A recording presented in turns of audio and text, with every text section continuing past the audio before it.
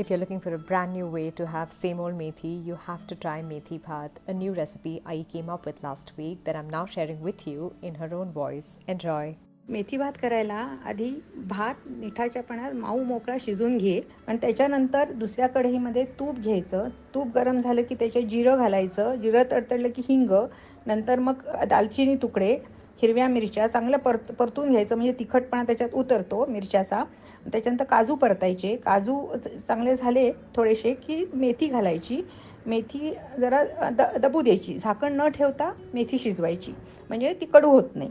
आणि त्याच्यानंतर मेथी शिजली दबली की त्याच्यावर मीठ साखर घालायचं आणि थोडं परतायचं आणि हे घालायचं, आलं घालायचं, आलं पेस्ट केलेलं. ते आलं कडकडीत होतं म्हणून ते जास्त वेळ परतू द्यायचं नाही. आणि नंतर मग आपण त्याच्यावर शिजलेला भात घालायचा आणि थोडंसं परतायचं. झाला सरळ सोपा मेथी भात तयार.